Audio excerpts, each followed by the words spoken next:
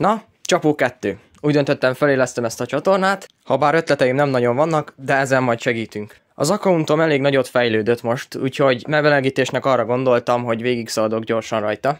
Először is meggyarapodtak a max tírek, szám szerint 9, ebből 7 új. Crow, Bibi, Sprout, Miko, Surge, Mr. P és Edgar. A Hypercharge-okat is gyűjtögettem, ezekből csak 15 az, ami föl van húzva Power Max-re, de van még egy jó pár olyan karakterekre, akiket nem használok. És ha már itt tartunk, a legendás rangsorolású skinjeim is gyarapodnak folyamatosan. Az Ultra Trophy Box nyitásnál Verollal versenyeztünk, hogy kinyitja a jobbat, és abban egyeztünk meg, hogy a nyertes kitalál egy büntetést a vesztesnek. Eredetileg azt beszéltük, hogy minden értékesebb dolgot figyelembe veszünk, de mivel nem nyitottunk olyan jó dolgokat, így végül csak a skineket néztük. Én azt szerettem volna, hogyha felhúzza a fengét max tierre, ugyanis én nyertem, de eddig nem úgy néz ki, mintha nagyon beleegyezett volna.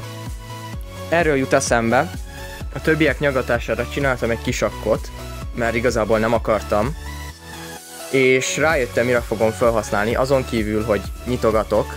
Azt találtam ki, hogy csak fenggel fogok kupát pusolni, és esetleg Crowval, hogy a ményeimmel gyakoroljak, illetve rankedezni fogok valószínűleg. Már csak az a probléma, hogy ezek közül egyiket se tudom jelenleg csinálni, de valószínűleg később lesz erről még videó, hogy ezeket pusolom. De nyilván a main akkom az első, ugyanis még mindig nincs meg a 40 000 kupa, és még mindig Mythic 2 a max, amit rankedben el tudtam érni, bár nem igazán rankedeztem mostanában. És végezetül az új eventből, az igazat megvalva, örültem, hogyha 2-esre fölment a sushi, de ma kinyitottam az első 8-asat, úgyhogy remélem fordult a szerencse. Ugyanis rögtön az a skin jött ki belőle, amelyik nekem a legjobban tetszik az újak közül, ráadásul a rögtön utána következő Stardropból Lega jött, amiből egy Hypercharge-ot nyitottam, szóval most már igazán adhatná.